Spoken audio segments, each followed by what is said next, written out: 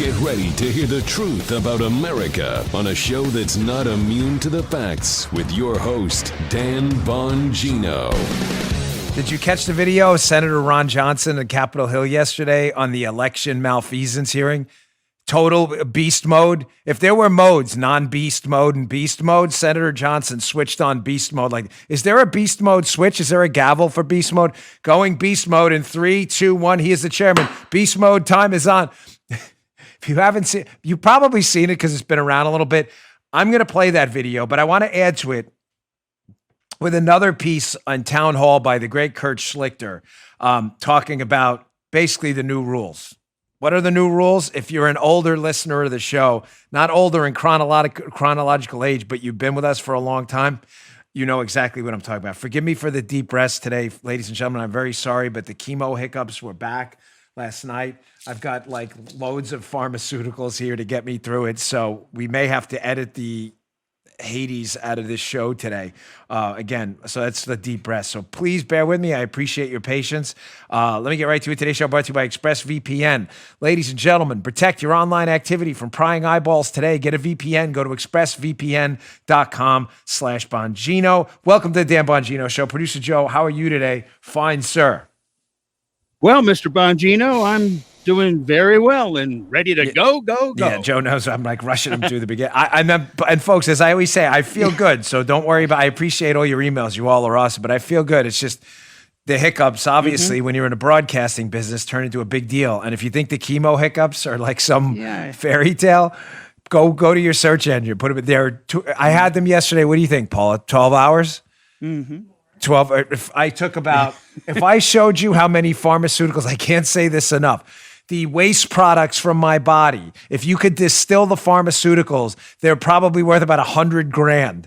And then what I do is a few days after the chemo in week 2, I sweat it all out and you feel good. So one more cycle to go. I feel all right, but I got a loaded show today, including some huge updates on this Hunter Biden case, on another angle of this story about Hunter Biden that people in the mainstream media have entirely missed. You're not going to want to miss that either. Okay, today's show brought to you by our friends at ZipRecruiter. Businesses have had to be flexible this year, from working remotely to pivoting their business models for long-term survival and growth. That's important. Folks, that matters. Restaurants are moving their dining outdoors and adding takeout and catering. Some consumer packaged goods companies have shifted to focus more on surface cleaners or personal hygiene products. We've had to ship a lot of books instead of doing book signings because the book signings were shut down. Major retailers are now selling face masks. If you're in charge of hiring for your business, these pivots have made your job even more challenging, especially if you have to hire for brand new roles. Thankfully, there's one place you can always count on to make hiring both faster and easier. No downside to that. ZipRecruiter.com/Bongino is where you go. When you post a job on ZipRecruiter, it gets sent to over 100 top job boards with one click. It's that simple. Then ZipRecruiter's powerful technology finds people with the right skills and experience for your job and actively invites them to apply. It's no wonder that 4 out of 5 employers who post on ZipRecruiter get a quality candidate when? What, a week, 2 weeks? No, within the first day. The first day. See for yourself. Try it out right now. Go to ZipRecruiter, ZipRecruiter.com/Bongino for free. ZipRecruiter.com/Bongino, Bongino. Let ZipRecruiter take hiring off your plate so you can focus on growing your business. Go to ZipRecruiter.com/Bongino today. Don't wait. ZipRecruiter, the smartest way to hire. Thanks, ZipRecruiter. All right, Producer Joe, let's go, Daddy-O. I do that Daddy-O in the end to make sure we had the Joe bell work. We didn't have to resort to the Kenny bell today. We've been wearing the Kenny bell out a little bit. Kenny gave me this cool wrench to hit the bell. I don't know if you saw that. All right, we got to switch back to Striker. We see new technology. We're still working on the whole remote thing. She's used to getting up and bouncing around at the new thing. I know. She's been helping me out. Last night, she had it because I couldn't stop. So when you get these dreaded chemo hiccups, you can't sleep. So you sleep like 2 hours and then you roll over and this massive hiccup wakes you up. So Paula's had to slam me on the back. It's the only thing that works. It's the weirdest thing. And can I say one more thing? I mean, listen, I don't want to talk about that. I'm fine. I feel good. Don't you worry about me. But for those of you out there, God forbid, who have cancer or one day, I hope it never happens to you, but do. Everyone's experience with cancer is different. but you learn little tricks. So I'm not name dropping here because it's stupid, but I was talking to Hannity yesterday about something totally different on the phone. And Sean's like, Dan, I've been in the broadcasting business most of my adult life. Hiccups that's it. You're done, right, Joe? You can't go on the radio with hiccups. Joe's been in it 30 years. You got the hiccups. You can't talk. So on TV, it's even worse. So he goes, I learned, and everybody's giving me like 1,000 tips. Some work, some don't. So you suck on a lemon wedge, whatever. Sean says, Dan, bend over at the waist like you're trying to touch your toes. Take a glass of water and drink the water bent over from the top of the glass rather than the bottom. Ladies and gentlemen, I was going to say something, but I can't go. I hit you not. You can fill in. I'm not kidding. It worked. Weirdest thing ever. Try it. Bend over. Go like this. And drink the water from the top of the glass. It worked. Now, they came back an hour later, but it gave me an hour of peace. And that's all I needed to get some Z's, to go to Lily White's party, as my mom used to say. All right, getting into the show because we got important stuff to cover. Sorry. I just feel like you all have lived this life with me, and I enjoy the fact that you know as much about me. I run into you in malls and people are like, hey, how are the chemo hiccups? And I forget sometimes I have this show. I'm like, how'd you know that? I feel like it's a real honor to be in your home, and you deserve to know what's going on. It means a lot to me. If I'm a little loopy, it's just because I took a muscle relaxer. So if I pass out on the air and start talking funny, I literally just took it. The bottle's right here. And what does it say? Wait, hold on. Let's read this. Hold on the air. Here it is. May make you drowsy or dizzy. Check with doctor before drinking alcohol. Use care when operating a vehicle, vessel, or other machines. And definitely don't do a podcast after. I'm just kidding. That's not on there. But I added that at the end. So we'll see how this goes. The medication. This is the medicated show with Dan Bongino. It's important. I can't. The hiccups, we're done. All right. So this Hunter Biden thing is really, on a very serious note, is getting worse. And there's an angle a lot of folks in the mainstream media are missing because they're liberal, they're activists, and they're not in any way eager to do actual journalism if it hurts Democrats. That's all. We already know that. There's no big secret there. It's not like Joe's going to have a heart attack that we said that. Folks, we need a special counsel immediately. Donald Trump cannot leave office without appointing a special counsel to investigate Hunter Biden. Them's the rules, folks. That's what they said, Joe, right? When there's a conflict of interest, like Jeff Sessions' fake conflict of interest when he was the attorney general for President Trump, the rules were we need a special counsel. Ladies and gentlemen, I'll go into this next with the Ron Johnson segment. The new rules apply. I'm not interested in your Robert's Rules of Order because you Democrats stuck it to us and made up new rules. So now we're going to take your new rules and shove them down your gullet. The new rules are special counsels are A-okay. I'm down with that. When you decide special counsels suck, we'll decide that too. How's that for a deal? Okay? Double-barreled, you get it. Why do we need a special counsel? Well, I told you on, Monday's show? Thursday? I don't know, Monday or Tuesday, that it's awfully weird that Hunter Biden sent this email in September of 2017. That date is important. He sends an email to this office building where they're looking for an office for him, his dad, and Jill Biden. He clearly says, Hunter Biden, in the September 2017 email, he says that office mates are going to be Joe Biden and the chairman of this company called CEFC, which is this Chinese company connected to the Chinese Communist Party. Now, ladies and gentlemen, that's bad enough. But what was even worse, and not to relitigate Monday's show, but this is important. What's even worse is now the potential, we'll see what happens here. No one's conceding anything, not today, not tomorrow. And as Joey says, next week doesn't look good either. Doesn't look good for me either.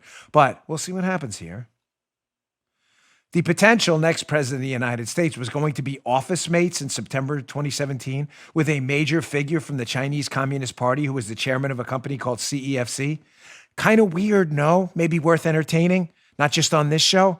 So what's even weirder, as I pointed out on Monday, is that CEFC, this company, at the very same time in September of 2017, was working out a deal to try to purchase shares in a company called Rosneft. Rosneft, that sounds familiar. Wasn't that the company involved with Rosatom, which was the company involved with trying to buy our uranium, the Russian company in the Uranium One scandal? Exactly. That was the same company. Isn't that kind of strange? Again, not redoing Monday's show. I don't want to relitigate anything. I just think it's very important you understand the background here because the story gets complicated if you don't. In September of 2017, Joe Biden himself, in an email, was going to be office mates with a Chinese communist who was running a company trying to buy the Russian company or get into business with them that was trying to buy our uranium in the Uranium One scandal. Joe, I need you as the audience ombudsman. This is not me just unnecessarily relying on you for today. Is it very serious? Do you get that? It makes sense? Because if you don't get it, no one else. Walking a crooked line. Yeah, very crooked line. Yeah. But the context here, and you can go back to Monday's show where I produce all the references you need. So this Russian company, Rosneft Rosatom, that had a deal there, were going to buy Uranium One, a Canadian company that wanted access to our uranium in the United States, and they were going to partner up with this Chinese company linked to Hunter Biden. Wouldn't it be really crazy if the Uranium One company and other companies involved in this deal, Rosatom and others, were very interested in uranium, not just in the United States, but they were very interested in voluminous uranium mines in Kazakhstan? That would be weird. I mean, okay, not unusual, but if Kazakhstan has supplies of uranium, of course they'd want to buy that too. Look at this New York Post article from a while ago. So again, keep in mind, I'm sorry, I don't mean to pound this over your head, but if you don't get it, I will feel like I've done you a disservice. Hunter Biden and his dad, office mates, Chinese company trying to buy Russia company trying to buy our uranium, also interested in mines in Kazakhstan. Everybody get it? Look who Hunter Biden and his dad. This is one of those, well, looky here moments. Up here. Oh, we got to get to this first. A little background on this first. New York Times, in case you think we're making any of this up. This is when the New York, thank you for keeping me on track there, because you know how I get flighty sometimes. This is before the New York Times understood Hunter Biden and his dad was going to run for president, and they were trying to do actual journalism because they didn't think there'd be any penalty for the Democrat Party. You dig? So notice the date in this New York Times piece, Joe Becker, Mike McIntyre, 2015. They had no idea Joe Biden was going to run for president. So they were like, who cares? This guy's painless. We can cover this guy and do actual journalism for once. New York Times, cash flowed to Clinton Foundation amid Russian uranium deal. Screenshot from this piece. Again, when they were doing real journalism in 2015, before they realized there'd be a penalty for real journalism for the Democrats, which means fake journalism took over. Beyond mines in Kazakhstan that are among the most lucrative in the world, the sale gave the Russians control, talking about the Uranium One deal, of 1/5 of all uranium production capacity in the United States. Since uranium is considered a strategic asset with implications for national security, the deal had to be approved by a committee composed of representatives for a number of U.S. government agencies. Amongst those agencies that eventually signed off was the State Department, then headed by Mr. Clinton's wife, Hillary Rodham Clinton. So again, in case you think, because you're a liberal watching my show, it's a conspiracy here. Ladies and gentlemen, that's the New York Times' own reporting. They're your scions. They're your gods. They're your golden calf. You genuflect before them. The old gray lady reporting in 2015 before they realized Joe Biden was going to run for president. Nobody thought he would do it again. They thought he was too old. They were reporting honestly on the Uranium One deal. And they were saying, wow, this is awfully weird that the Russians want control of our uranium. And they're also looking heavily into Kazakhstan to buy uranium there as well. Check out this New York Post piece that luckily Paula stopped me because we had to do the New York Times first. Oh, look at this, Joe. Isn't this weird? Ebony Bowden, New York Post, back in October of 2020. A photo emerges showing Joe Biden meeting Hunter's alleged business partners from Kazakhstan. Huh. What? Mm. So yeah. No, that's not. That batteries are. My system's not rebooted yet. That's for next week. Paula's laughing. She knows what that means. Definitely next week. Systems are definitely down they're down for like 3-4 days. This week, next week, this week, no. This is like, it's the other way, not this. But so again, forgive me if this is complicated because there are liberals. It's not for you conservatives. You're already getting it. So now Hunter Biden, who wants keys to an office so his dad can be office mates with a Chinese company, looking to do a deal with the Russian company, looking to buy our uranium in Kazakhstan mines. A photo emerges of Hunter Biden and his dad meeting with officials from Kazakhstan too. A new one. This Hunter Biden's got his tentacles everywhere. Isn't it amazing? Man. They have this crazy interest, Joe, in Kazakhstan all of a sudden. You know, that has the uranium. uranium, like a nuclear fuel you can use to like kill us and stuff. Yeah. This guy could potentially be the next president of the United States. And his son seemingly has his tentacles in everywhere. Weird how that uranium one deal, they wanted mines in Kazakhstan. And now Joe Biden and Hunter surface up in a picture with Kazakh officials as well. Really strange. Now we get this little gem Maruski last night from Fox News, which will be in the show notes, by the way, that this letter is surfaced. Fox News. That Joe Biden's son, Hunter, sent an email, so we now have the email and we have the letter, demanding that the $10 million payment from CEFC, the Chinese company where they wanted the chairman to be office mates with Joe Biden, that was looking to buy the Russian company, looking to buy our uranium, that Hunter Biden in 2017 sent best wishes from the entire Biden family. Let me read that again, folks. Hunter Biden in 2017, as this Chinese company is looking to buy the Russian company, looking to buy our uranium, or getting a business deal with them, Hunter Biden sends best wishes to the company from the entire Biden family. And what does he do at the end? Little thing, Joe. He requests a $10 million wire. Not a $1 million wire. That's a 1 and a 0. 1 0 1 0.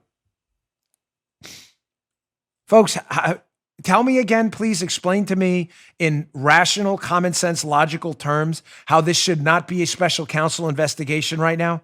Do you understand? I don't want to sit on this topic all day because I got a lot to get to. I've got like 6 or 7 stories and I'm getting bogged down with a lot of stuff. I have a lot to give you in an hour, but I'm going to sum this up here.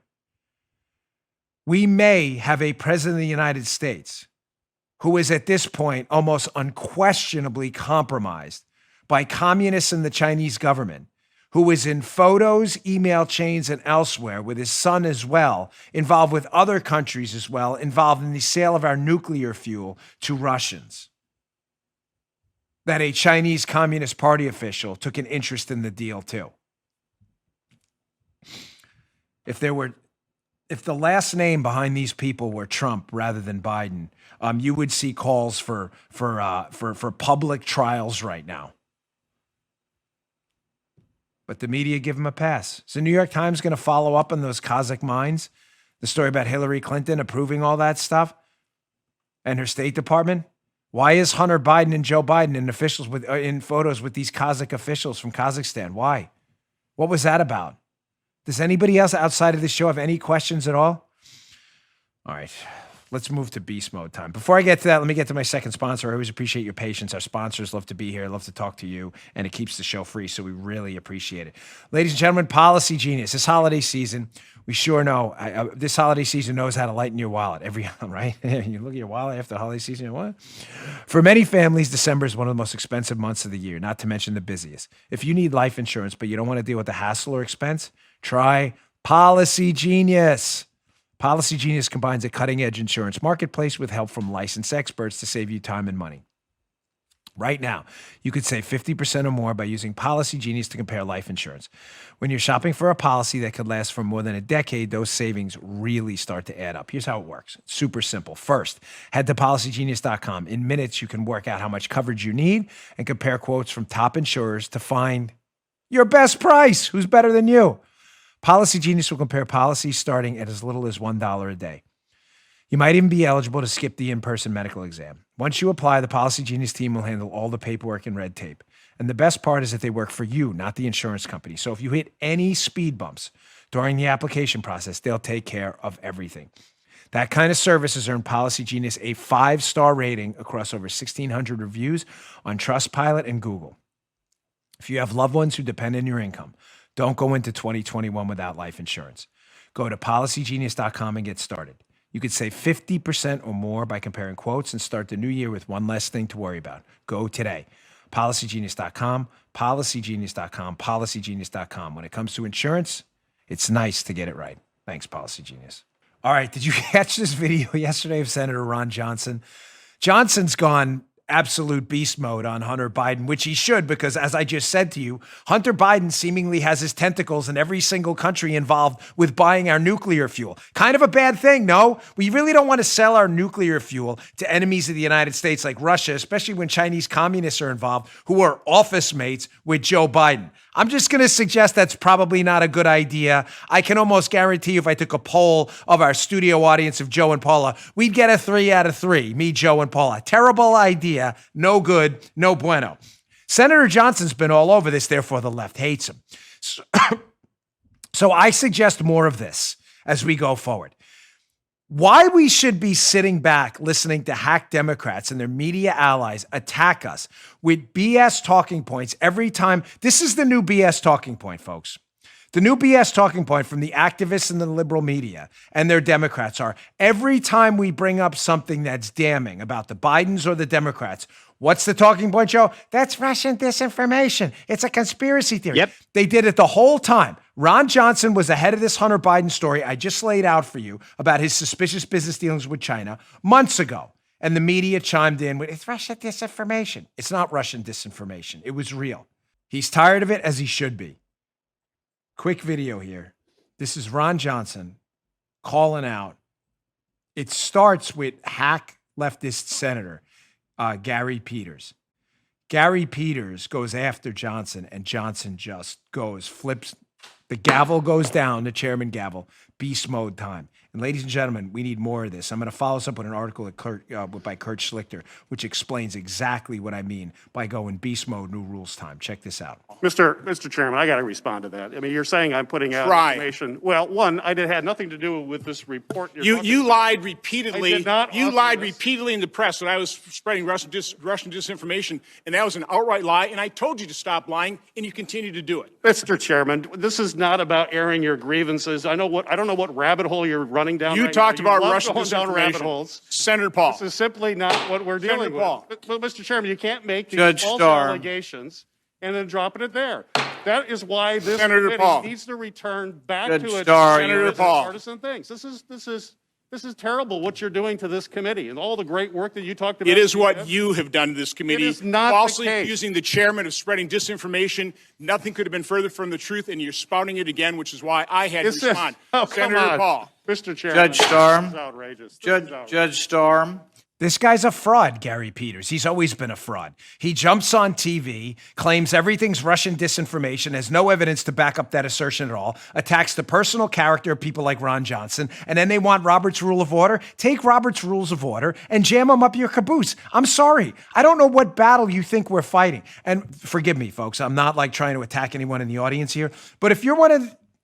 Let's just be candid. If you're one of those squishy Republicans who thinks if we're really nice to the Democrats, one day they'll see the light and think we're good people and vote for us and support us, I don't know where you got that idea from. Those days are over. They're not there anymore. They're gone. Social media, the 24-hour verified blue checkmark attack machine on social media forget it. Those days are over. Those days are over. There was limited space in the Cronkite, Brokaw, David Brinkley days to discuss on the evening news attacks on Republicans. They only had a half an hour every night, right? The New York Times only had a limited front page. Twitter is a 24-hour attack machine. What I'm getting at here is we are never, listen to me, we are never going back to the old rules again. It is not going to happen. It is not our fault. We are principled conservatives. We believe everyone has big R God-given rights. But if you're fighting according to the old rules, don't attack the press. They buy ink by the barrel. Don't go after Democrats personally, even though they go after you personally, because one of these days people will understand that they're the bad guys and we're the good guys. You have grossly misinterpreted this situation. Johnson did what he had to do. Ron Johnson has been accused relentlessly of promoting Russian disinformation. That is an inaccurate, ridiculous, absurd focus group tested talking point that dopey Democrats fed to the media, and they scooped it up, which allowed them to ignore the Hunter Biden story. And I've got a whole block on that next too, how the media does it with big tech. Do not miss that one. The new rules are in effect. For those of you who don't know the new rules and missed that show, it was one of our most viral shows ever. I'm sorry to keep bringing it up, but it's important. The new rules are this. We are in political trench warfare right now. And when you're in trench warfare, where there are existential threats to your freedoms, to speak freely. I'm not kidding. Right now, people are being banned from Twitter. Facebook is falsely fact-checking things to depress their dissemination. Happened to us again yesterday with Facebook. When you have people talking about taking away your gun rights, your firearm rights, your right to practice your religion in church. Folks, this is happening right now. It's not a joke. Cancel culture, getting people fired from their jobs and bankrupted. Your life and the components of your life which make you happy and put a smile on your face. Religion, your ability to defend yourself, to sit there and have a job and work productively are literally at threat. They're under threat right now. The old rules are out. The new rules are this. When you're in trench warfare with your political opponent, and it's existential, do you worry about what the guy next to you, tweeted to his girlfriend 5 years ago? No, you don't. You know what you worry about? The guy next to you firing down range when the enemy's coming at you. You can handle the formalities and the other stuff later. What I'm getting at is we are in political trench warfare now, and the moral and ethical totem pole rules we had before have to get scrapped because there's not going to be anything left. I'm very sorry we're here. I don't want to be here. As a big R God-given rights, and a God-fearing conservative, I want to believe that one day we'll get back to a constitutional republic, but sadly it's evaporating before your eyes right now like a broken Alka-Seltzer tablet in a glass of water, and it brings tears to my eyes to think about. There are some people who understand this fight, and there are some people who don't. The never Trump Republicans, the squishy Republicans, the vishy Republicans who sell out, they really believe if you're just nice to the other side, that they're somehow going to come and smoke a peace pipe with you. They won't. I've seen very few people get it as much as Kurt Schlichter. He has this piece up at Town Hall I'd really like you to read. And I agree with it. It headlines the entire premise, but I'll put up, pardon everyone. Pardon everyone. Everyone. Gary Oldman. So what was that movie, The Professional? I bring up all the time. I always say The Specialist, but that's the Sylvester Stallone movie. The Professional, right? He's the NYPD. Listen, I don't know if we're allowed to use movies or not on the show. I don't know DMCA stuff, but we've got to get that. Joe, at least for a sounder. When he's the police lieutenant and they're looking for these people, the assassin in the building. Would he go for everyone? Yeah. Lieutenant, everyone. Pardon everyone. Pardon everyone. Dan, we can't do that. Some of these people might be guilty of process crimes. Did you hear what I said? You don't have to. It's what I said. You don't have to take it seriously, but did you hear we're in a trench right now. I'm not worried about a process crime anymore. I'm worried about the Democrats weaponizing the justice system to come after not just process crimes people, but anybody associated with the Trump team. Pardon everyone. Everybody gets a pardon. Everyone. From Kurt Schlichter, read this piece in the show notes today, Bongino.com/newsletter. I got my mojo back a little bit, right? All right. First half, we took I was a little worried. I was afraid the baclofen was kicking in. Getting the mojo back here. Kurt is helping me. From his piece, Town Hall, Kurt Schlichter, talking about the pardons. It is just. It is right. And it's necessary to stymie the Democrat establishment's attempt to make examples of anyone opposing them. Amen, brother Kurt. It goes on. Is this yet another norm that mean old Trump is overturning? Pardoning everyone? Hardly.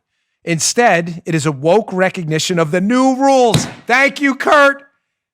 He didn't steal that from me. Kurt and I are friends. The new rules the Democrats imposed, which they should now experience. The Democrats should experience the new rules. Suppository-like. Well, Hey, don't take this down. I know Paula. She likes for people to see my expressions on Rumble, but it's important. So Kurt wants them to experience the new rules. And I quote, suppository-like, and then he adds, good and hard.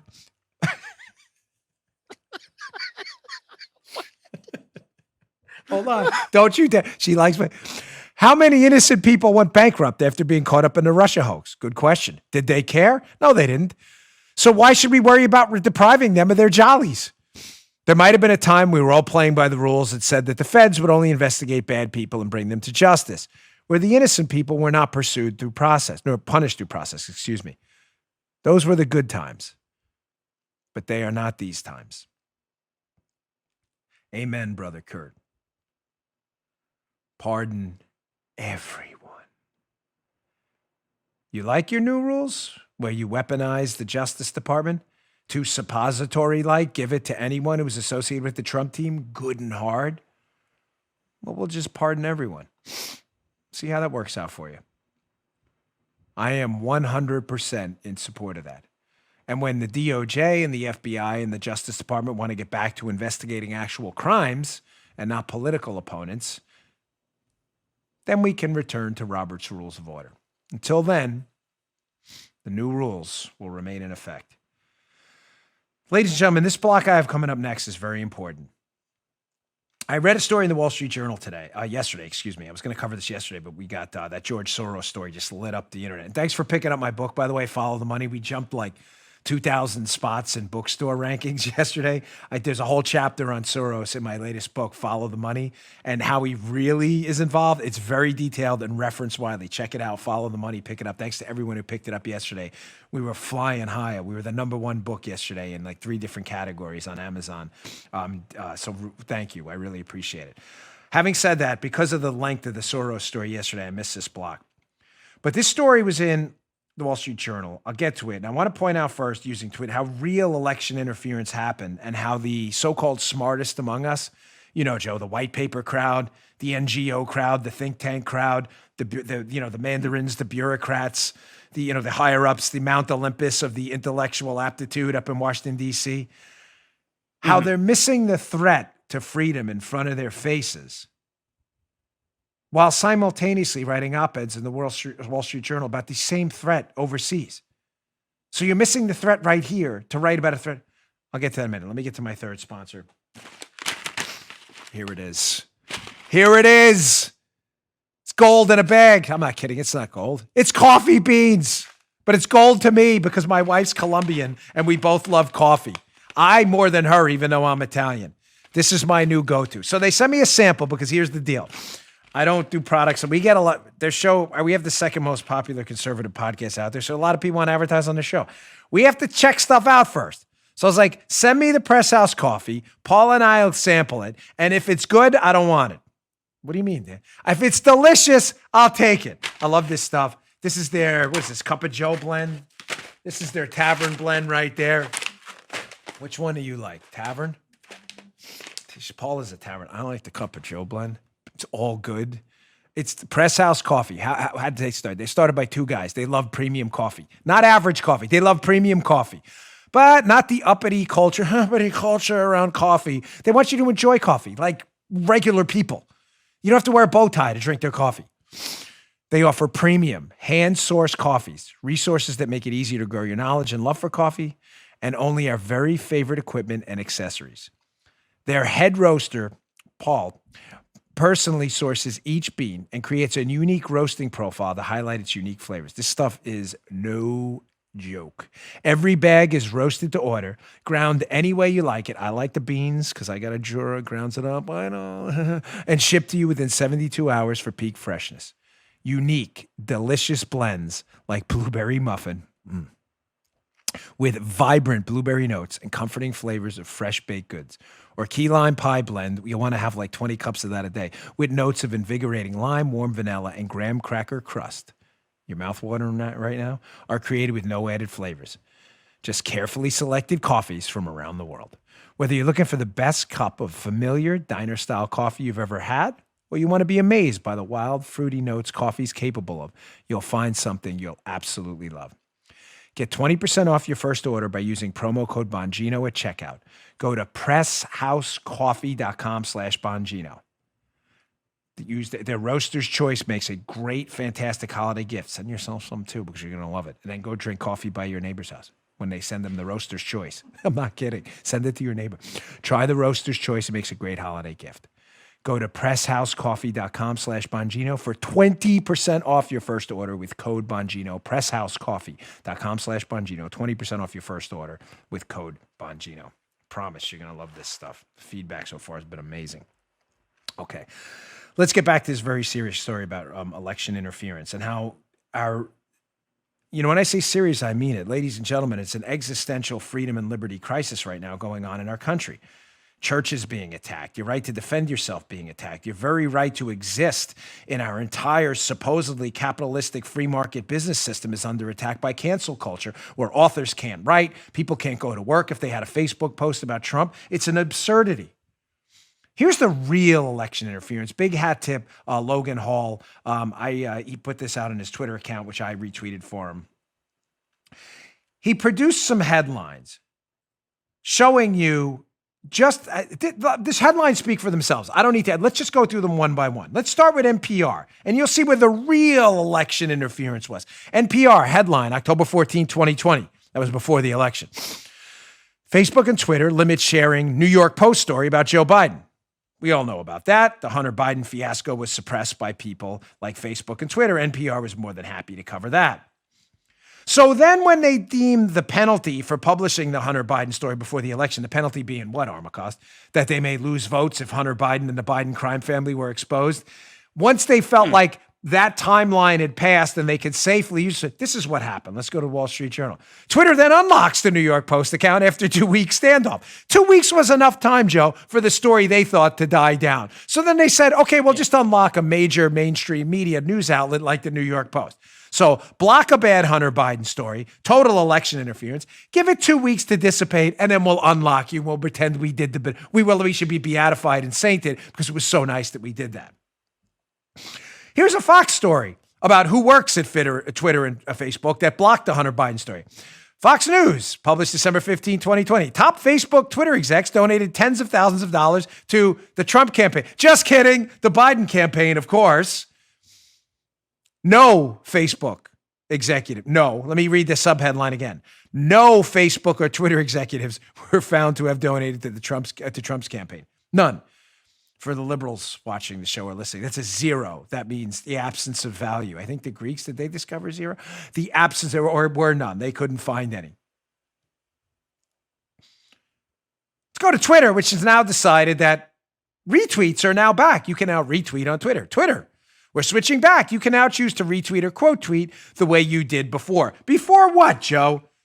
Before the election, where you may say, if you're watching my show and you're not Twitter savvy, which you shouldn't be because Twitter sucks, use Parler instead, which I am an investor in because I hate Twitter and can't stand them, and I use it to promote Parler. Why did Twitter stop allowing you to retweet or share stuff on their platform before the election? Because they were afraid Donald Trump, given his dominance on social media and Twitter, would actually retweet stuff that would go viral and hurt the Democrats. Now that the election's over and they think they've won, Joe, all of a sudden, retweets are back. They're back, kids. How about that? They're back. Yeah. How about that? How about that? Yeah. When our 1980s Chuck Woolery game show was. Yeah. Or Wink More. Yeah. How about that? That's that girl, too, from the Dr. Phil show. People hate when I bring that up. Here's our buddy Drew, producer Drew. This is not a joke. Drew is our video producer. We'll be seeing a lot more of him in the future. Drew has a radio show up on the west coast of Florida. He's a morning host, and after the morning show, he does our show. He does the video production. He's Drew Steele. So Drew has a YouTube account where he rebroadcasts segments on YouTube of his radio show. Well, Drew got this little gem from YouTube. This is an actual screenshot. Yeah, they took down one of his videos. They think it violates their spam or deceptive practices and scams policy. What was the video? The Supreme Court's dodge on the 2020 election, plus vaccines and data breaches. They just told Drew, double barrel middle finger, we're basically going to pull your stuff down.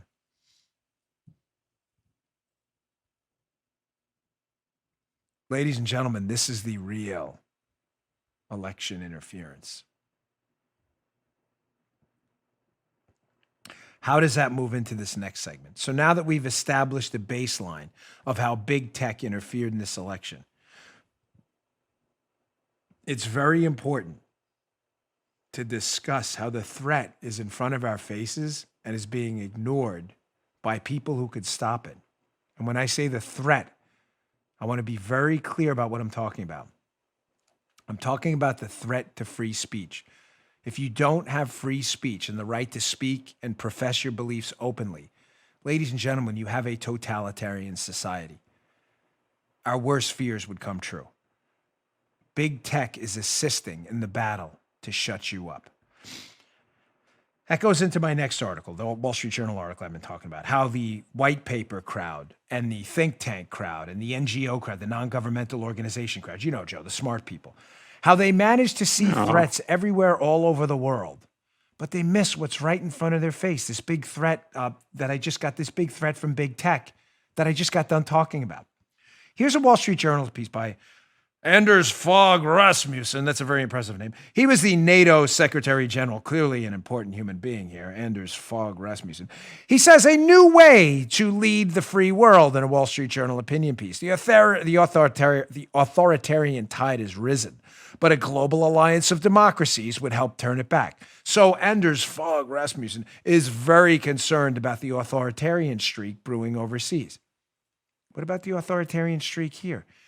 So what example does he use? He uses a very interesting example from the piece. He says, now he's talking about tech. This is fascinating.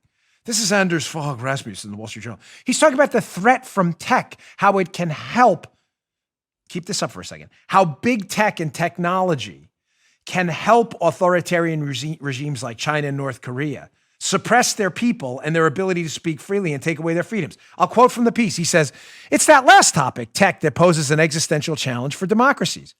He's not wrong. He says, the world is in a figurative technological arms race.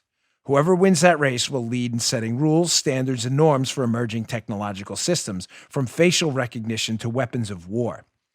If China wins the race, freedom will wane.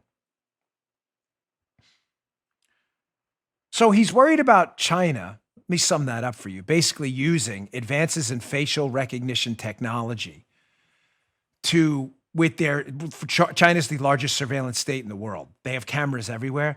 To use that technology to pinpoint exactly where you are at any given point, to be able to track you. To do what? They're not looking to track you, ladies and gentlemen, the Chinese government, to hand you some kind of a welfare stimulus check. The Chinese communists are looking to track you because if you speak out against the Chinese communists, they want to send you to the gulag. And wouldn't it be really easy, Joe, to send you to the gulag if they knew where you were at all times? Because I can't send Joe to the gulag if I don't know where Joe is. So what's really weird is Anders Fogh Rasmussen, very impressive name, is very concerned about the abuse of big tech and technology and AI and stuff to suppress free speech, to suppress dissidents in China, how China will use the technology to take people who speak freely against the Chinese government and ship them to the gulag. But they don't seem to be at all concerned about the abuse of big tech here. Tearing down videos, blocking people from Facebook, censoring the President of the United States' speech. To do the exact same thing minus the gulag. Thankfully, Joe, up until this point, YouTube doesn't have a YouTube gulag. Who knows? I don't know anybody's big plans, but there's no gulag now, thankfully. But they are doing the same thing on the speech suppression front. There's no doubt. I just showed you Drew's thing. They literally deleted his video. It does not exist now on a platform for people who want to see it. What's the difference? Minus the gulag, please tell me what the difference is between China abusing tech to shut up people from speaking out about the communists in China. Please, I'm waiting. We'll give it a second. I can't use the Jeopardy sounder, but I'd love to. I'll give you, think about it. What's the difference? Big tech here, silencing people who say things they don't like, and big tech in China using technology to shut people up in China. The only difference is we don't have the gulags yet. Why? Not why don't we have the gulags, but why is the left silent here? Why are liberals on the left and big government smart people, NGO types, white paper types, because that's all they do is they write up white papers. Look at this, that was a brilliant white paper. Think tankers, why are they so blind to this threat in front of their faces that if this continues, ladies and gentlemen, we are going down the China path? I wanted to write it down because it's an important segment. I don't want to, this is a very serious segment. I don't want to mess around. And I hate teleprompters. Why is the left blind to this? Number one, because folks, I hate to tell you, I'm not talking about everyone on the left. I'm talking about the radicals who want you suppressed and want you pulled off YouTube and want you attacked and fired from your job. The cancel culture people. Why do they enjoy that? Because they do. Because they're mercenary, vengeful people. Don't ever, ever forget the Dan Bongino golden rule of politics. If you don't understand this rule, you're listening to the wrong show. Conservatives think liberals are people with bad ideas. Copy? Liberals think conservatives are bad people with ideas. That is an axiomatic truth. Don't ever forget that. The reason we go, and listen, we get personal sometimes too, but we don't disrespect their God-given rights. No credible conservative I know, and you should never, if you are, I'm sorry, but is suggesting that the press should all be put in jail for reporting stupid things. I believe in the God-given right to a free press. That right includes, Joe, their ability to act like morons, and they take us up on the offer all the time. But their credibility is zero. I mean, it's not like they're winning that fight. You just take polls and ask, do you trust the press? 90% of Republicans are like, no, we don't. They're not winning that fight. But they're free, and they should remain free to be stupid. Liberals don't feel that way about you. Why are they blind to the threat to freedom right here at home and so attentive to the threat to freedom in China, North Korea, and elsewhere? Because number one, they enjoy it. They enjoy. I am not kidding. They think you are bad people. This is not a joke. I'm not talking about all Democrats. I'm not talking about everyone in the media, and I'm not stereotyping every liberal. The radical portion of the left, it's an unfortunately growing portion of the party, the Antifa, BLM crowd, and all the people who associate with them, want to see you punished. Literally punished, not figuratively. Lose your job, your income, humiliated on social media for being a conservative. Now you see why Schlichter's piece is the right one. Pardon everyone. They will put all of you in jail tomorrow. They are blind to the threat over here while paying attention to the threat overseas because, number one, they can use big tech here to punish you, and they think it's great. But the second part of this is more important. They don't think cancel culture is ever going to come for them. So they don't see any penalty. China, yeah, they do their thing. We'll never be like China. Remember, we're just attacking conservatives and canceling them now. They are absolutely convinced this threat will never wind up on their doormat at their front door. Folks, I'm telling you, this is history has borne this out. And I'm begging you, I'm to the liberals who listen to my show, I'm not kidding. This is not hyperbole. I am begging you, please, this continued insistence on the cancel culture road of using big tech to silence your conservative enemies, because you consider us enemies, will definitely come for you. This is mandatory. So everybody keeps asking me to put together a book list. I'll give you a few right now. Conflict of Visions, Thomas Sowell, Vision of the Anointed, two great ones. Maybe we'll do that on the website one day. We have some real great tech coming but I get that. I get asked, but here's another one. And this is about this specific topic. If you have any doubts to the leftists listening and to the college kids who are on the fence about being a conservative or a liberal, you're not really sure yet, you're independent, read the book In the First Circle by Solzhenitsyn. I love Solzhenitsyn. I've talked about his books all the time. Solzhenitsyn is one of the great thinkers of our time. He exposed the Soviets like no human being on the planet. Timeless author. There's a book he has. It's been around for a while. It's not obviously new, but it's called In the First Circle. Mandatory reading, folks, and especially if you're a liberal. What's the book about? Without going through the whole thing, I'm going to just give a brief summary. It's about how in the Soviet Union, once they instilled this sense of totalitarianism and fear, how the people who thought they were on the right side, like the liberals think they're on the right side now, they're like, oh, no, we're just going to cancel conservatives. They'll never come for us. We're their friends.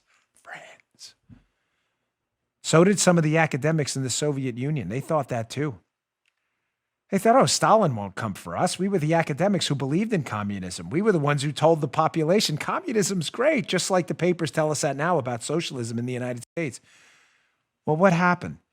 The thing about totalitarianism is, as Lord Acton has said, another axiomatic truth is power corrupts and absolute power corrupts absolutely.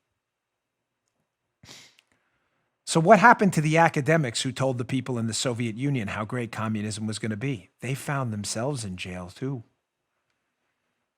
They were the Zeks. Z-E-K-S. And when they found themselves in the gulags, what Stalin did to the academics who had previously supported him, when they found themselves in the gulags, what they did to the Zeks, the Soviets, was awful. They put them in gulags that were the conditions. Follow me, Joe. If it doesn't make sense, stop me. They put them in gulags. The conditions were better than the Siberian gulags, if you get what I mean. They got 3-4 solid meals because what did Stalin need? They were the academics and the smart people. So even though they were imprisoned in gulags, he wanted to make sure he could get some work out of them. So he didn't want them to be starving to death or beat the snot out of him every day. So they were in, we'll call them the good gulags, if there are good gulags. And he told the Zeks, I'm going to use your academic skills to find these other traitors out there, academics.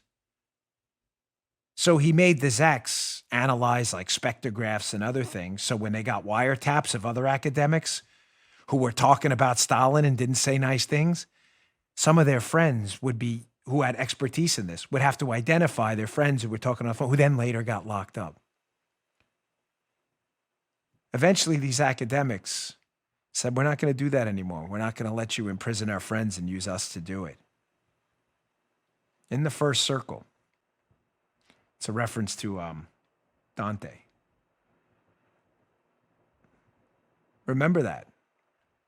Eventually, they come for you, and they force you to turn your friends over. Ladies and gentlemen, the answers are in the history books. You just got to read them. It's a powerful, powerful, powerful book. And it'll frighten you forever. And that's why I get emotional about the topic a bit. That's why, even though I have a heavy financial interest in 2 companies who are competitors to YouTube and Parler, YouTube and Twitter, with Parler and Rumble, I have committed to even liberals listening. It's a free platform for you too. That doesn't make some people happy. Like, Dan, don't let those idiots on there. No, ladies and gentlemen, free speech matters, even stupid free speech. I will never go down that in the first circle route, ever. We're like, well, we'll only suppress the people we don't like, because eventually the suppression and the gulags come for you too. All right. Let me get to my last sponsor. And then on the other side of this, listen, I don't want to wear you down with the Milton Friedman videos. I'm sorry. The last one for the week, I promise. But they're so good. And the economic stupidity in the media has been just endless. And no one says it better than Friedman. So again, another axiomatic truth is, and this is not my quote. It's from, I heard it at the Leap Foundation. I should do some charitable work there for them. Don't try to create mediocrity. Replicate genius. So if Friedman says it best, just play Friedman. It's the easiest way. You okay there with the Clickarooski there? We love the new technology, folks, but the Clickarooski's giving Paul, you got to come over here. People, I swear, I think people think you don't exist. She's got this new clicker to get over the edge. You're not going to want to miss this Friedman video next because it's so... Joe saw it. It's good, right, Joe? Isn't Friedman the best? Oh, yeah. He's yeah. classic. Yeah. I promise, though, it's not going to be like a Friedman section of every show. It's just, I'm obsessed with economics. And the last few days, given that I can't leave my house because of the chemo, all I do is watch Friedman videos all day. My favorite thing to do. Folks, today's show also brought to you by friends at Stamps. They have saved us. Stamps.com. I am not kidding. This holiday season, more people will be mailing stuff than ever before. That means the post office is going to be packed and busy. You don't have time for that. Who has time for that? Stamps.com brings the post office and now UPS shipping right to your computer, right there. Mail and ship anything from the convenience of your home and office or office. Plus Stamps or home and office. Stamps.com saves you money with deep discounts you can't even get at the post office. Stamps.com brings you the services of the U.S. Postal Service and UPS right to your computer. Whether you're a small office sending out invoices, an online seller fulfilling orders during this record-breaking holiday season, or even a giant warehouse sending thousands of packages a day, Stamps.com can handle it with ease. You just use your computer to print official U.S. postage 24/7 for any letter, any package, any class of mail, anywhere you want to send it. Can it get any simpler? Once your mail is ready, just schedule a pickup or drop it off. It's that simple. Don't waste money. Don't waste time. Makes no sense. With Stamps.com, you get 5 cents off every first-class stamp and up to 40% off priority mail and up to 62% off UPS shipping rates. This is a no-brainer. Not to mention, it's a fraction of the cost of those expensive postal meters. It saves you time and money. Don't spend a minute of your holiday season at the post office this year. Sign up for Stamps.com instead. There's no risk. With my promo code Dan, my first name, D-A-N, you get a special offer. It includes a 4-week trial plus free postage and a digital scale. You're going to love it. There are no long-term commitments or contracts. They don't need them. Once you get it, you're never going to go back again. You're going to love it. Just go to Stamps.com, click on the microphone at the top of the page, and type in Dan. That's Stamps.com. Click on the microphone at the top of the homepage and enter Dan, D-A-N. Stamps.com. Never go to the post office again. Okay, back to Friedman. So again, not trying to wear you out with the Friedman videos, but I saw this article in the Wall Street Journal, which Paula swore I would never get to. I mentioned it a bit yesterday. Again, it's about this phantom multiplier. The left is obsessed with this John Maynard Keynes economic theory, decades old. It's called Keynesian economics. It's the one, remember AOC screwed up in the video? But she couldn't figure it out. It's AOC. AOC, who actually has a college degree in economics, has no idea who Keynes is, by the way. But John Maynard Keynes, his whole Keynesian economic theory is a foundation of leftist economics. I'll sum it up very simply, and this is extremely simply. Basically, government spending can fill a hole when the private economy is in some kind of recession or depression. It's a lot more complicated than that, but that's the essence of it. It's nonsense. It's never worked. It won't ever work. But one of the theories embedded in Keynesian economics is this theory of the multiplier, that the government can spend money and it multiplies throughout the economy, which is ridiculous because the government has to take money from people to multiply it, which means it's dividing money to multiply it, which means ordinarily that would net out to zero, right? Well, it's even worse because the government, as it does it, takes a cut for itself, which I showed that Friedman video yesterday. Here's a Wall Street Journal piece that talks about it. I encourage you to read it. I don't put it in the show notes because Wall Street Journal is subscription only, but if you choose and you have a subscription, you can just put this in a search engine and check out the story yourself. You didn't think I was going to get to it, did you? I totally do. You don't have it, do you? Do you have it? I love this woman to death. A stimulus dollar is only $1 by the great folks, and I mean, this guy's pieces in the Wall Street Journal are spectacular. I can't say enough about him. Andy Kessler, he's so good. So readable, too. Some people are thinkers and they can't write. Not him. He's a thinker who can write. He talks about this dreaded multiplier making a comeback. Remember, the multiplier is simply this. If the government takes your money and then goes and spends it on other people, it'll dramatically multiply into more money, which is, if that sounds stupid to you, that's because it is. From the piece. He says, labor statistics data shows that from May through July, when unemployment benefits were high, job openings surged. As the Journal reported, employers complained they were having trouble rehiring workers. Once the benefits expired in August, job openings fell for the first time since the start of the pandemic. This certainly wasn't because the economy was faltering. Third quarter gross domestic product surged at 33% annualized rate. The warnings from the CBO and Krugman were all wrong, even as the bonus benefits were cut in half. Retail sales increased 3% July to October. That's actually the wrong quote from the other article about the stimulus benefits. Totally busted on the air, but it's okay. We'll get to the multiplier stuff another time because we're going to be short on time. That's the wrong one, right? She's putting a hand on the head motion right there. Still, it doesn't matter. It's okay. That was another Wall Street Journal article. That's not the Kessler piece, but here's the thing. Don't even worry about the other one because he says the same thing. That piece was about the unemployment benefits that were above what people were making when they went back to work. In other words, the theory that the government can give you more money than you were going to make in the private sector and somehow stimulate the economy. How are you going to stimulate the economy if you are literally paying people not to work? You get what I'm saying, Joe? I'll pay you more as the government to not do stuff is not a way to stimulate the economy. Now, to the Friedman video. Last one for the week. I can't make any promises. If I see a good one today, it's come back tomorrow. But I'll try. Here's Milton Friedman again, where some kind of semi-leftist gets up. He's a smart guy. And he asks Friedman, The most ridiculous question I've ever, it's like a 15-part question. But the guy says to Milton Friedman, hey, listen, the government spending money, which I just told you is nonsense. If you pay people not to work, they'll do this crazy thing like not work. And if they don't produce stuff, you won't have stuff to use. Does that make sense? If we pay people in the medicinal healthcare industry to not work and produce vaccines, you won't have vaccines. Because, ladies and gentlemen, goods and services are what make us wealthy. You can't pay people not to build homes and then wonder why everybody's homeless. So this guy asked Friedman, he goes, hey, I got an idea. He goes, the government should take more of people's money because when the government confiscates 40% of people's money, if you're laughing when I say this was an actual question. Watch Friedman's answer. Joe, listen to the logic here. The guy goes, if the government takes 40% of people's money, then those people have to work harder to get that money back. Friedman's got to be sitting there like, huh? Listen to his answer to that stupid question. This guy's the best. Love it. Can't say it any better. Take the extreme case that 40% is being used just to have people sit around. The fact that they spend their money doesn't alter the situation. The only product there is what the 60% produce. And that 60% is divided among the 100%. If those 40% are also producing goods, then there are more goods to go around among everybody. You are just involved in a fallacy of looking at dollars, which is important sometimes, instead of looking at the real product, the goods and services that people produce and people consume. Spending isn't good. What's good is producing. What we want to have is more goods and services.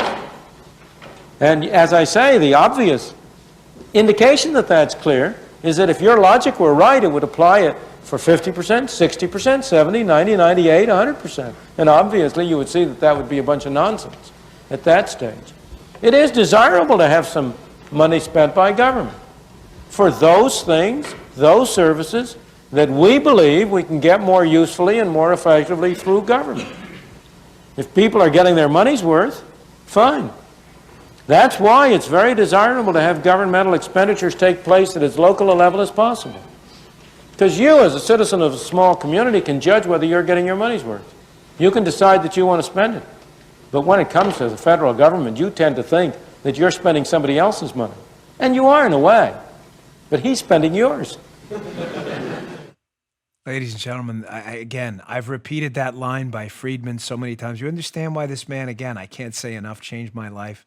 God rest his soul. You hear that line at the end? Joe, how many times have we used that on the show? The joke of government spending is you think you're spending your neighbor's money, but he thinks the same thing. Did you hear his point in the beginning? Ladies and gentlemen, this is critical. This is tautological when you think about it. The guy's point is if the government is 40% of the economy, so 40% of people are employed by the government and they take away the money from the 60% and spend it on others, that's productive. This was the liberal guy's point. Because as we take the 40% away from the population, they'll have to work harder to get their money back. So Friedman says, so he makes 2 points. His first point is an obvious one. Well, if stealing people's money as the government makes them work harder, why not take it all? Right, Joe? Why take 40? Take 98%. They'll work really hard to get all their money back. And right? I mean, it's just rational. If that point was rational, it's not. Then it makes even more sense to steal everybody's money all the time. Of course, that's ridiculous. When you take people's money, it does the opposite. It disincentivizes them to work. Why? Because they're working to pay someone else, not themselves. Did this liberal? I would have played the guy's question, but I wanted the clip manageable. It would have been like 5 minutes long. The guy goes on with this super long question. That obviously makes no sense. Working for someone else does not incentivize, if you're not getting paid, you to work harder. It incentivizes you to work less because you're not reaping any of the benefits. But his second point is critical. If 40% of the population is working in the productive sector. And I don't mean non-valuable, but I mean non-productive sector in the government. We have extremely valuable sectors like our military, our court system. But what I mean is non-productive, meaning they're not value-added activities. They're not creating businesses. The government doesn't do that. If 40% of our society is in government and is taking and taking and taking, then who is left to produce all the medicines, the homes, the cars, the computers, the phones, the pens, the Kenny Bells, the gavels? Who's producing all the stuff to need to make us wealthy? Not 100% of society, but you have 60% working to support everyone because the other 40% are out. They're working for government and taking all the money out of the system. Did you catch that second point he made? The takeaway is, production matters, not spending. Don't get lost in government spending. Spending is irrelevant. You can print money.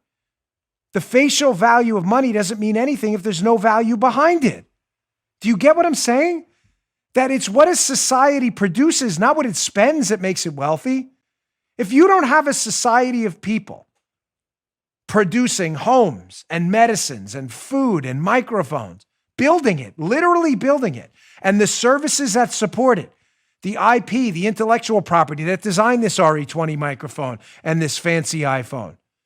If you don't have those productive people doing it and you siphon them off to go and work for government in non-value added activities, you don't have any products, ladies and gentlemen. We're back in the Stone Age. It's not spending that makes us wealthy. Stimulus from the government is not stimulus at all. It's production that makes us wealthy. And going back to that article Paula put up, even though it was a mistaken piece, when you pay people more money than they'd make to work and produce stuff, to not produce stuff, you have a society that's slowly bankrupting itself no matter what you spend because you're not producing anything. Friedman was a genius. What did I have? Did I have some more stuff? I did. Breitbart and this other thing. I had the DeSantis video. All right, I'll play that tomorrow. Hey, just a quick update. So yesterday I mentioned the idea of doing a charity book signing for some restaurant friends of mine that are struggling. I think we've added a new location in Maryland too. So we're going to do this. Now, here's the thing. Here's how it's going to go down because we got tremendous audience feedback. I need a favor from you. We got so many emails. You're like, Dan, I will totally be there. Here's how I want to work this. I got to wait for the restaurants and stuff to open up because I don't want Cuomo to target these people when we go up there and then find them out of business. That doesn't do them any good. But I have two friends that their businesses are dying. They're very close friends. I spoke to them yesterday on the phone. They're in New York. There's one location in Queens and one location in Westbury, Long Island. We're going to do it. It's probably going to be around maybe March or April when the vaccine stuff and, and everybody can open up. We're going to do a book signing. I'm going to grossly overcharge you for the book. I'm buying the books. It's all charity. All proceeds are going to go to the servers and the waiters in the restaurant. All you got to do is show up, make the books like $50 if you're cool with it. Every dollar, I'm going to buy the books. I still have to buy my own books. I don't get them for free. All proceeds are going to go to the waiters, the cooks, everything in these two places because they deserve it. And folks, again, I wish I could help everyone. I'm limited. We helped Jackson, North Carolina, the tattoo place, Ian up in the gym. I wish but I have another friend too in Maryland who has another restaurant. I don't know this restaurant, but they're struggling too. So we're going to do that in Maryland too. So we'll make the books like $50, which granted is a little expensive for a book, but all the proceeds will go in, eat, sit down at the restaurant, whatever we'll do. We'll give you a number. We'll sign a book. We'll chat. We'll take selfies, whatever you want to do. I will pay for everything. I'm going to throw in a couple G's myself for everybody, and we're going to make sure that the waiters and the servers and the bartenders are all taken care of. All I ask is you show up. Let's pack these places. If we can get 400 or 500 people like we got at the book signing I did on Long Island, great. The difference is I made money off that one. This one's not about me. This is about them. We got to give back. I've had a great year thanks to you, and I can't sit back and watch these folks struggle. They're friends. I can't. You got to do stuff, man. Talk is cheap. The action matters. Hey, thanks for tuning in. I really appreciate it. Please subscribe to my show on Rumble. It's all free. It's our video channel, alternative to YouTube, rumble.com/Bongino. We are way past our YouTube subscribers now, closing in on 1 million. And use BonginoReport.com for your morning news. Dump Drudge. They dumped us a long time ago. Traffic was crazy yesterday at Bongino Report, so thanks a lot. BonginoReport.com. I'll see you all tomorrow. You just heard Dan Bongino.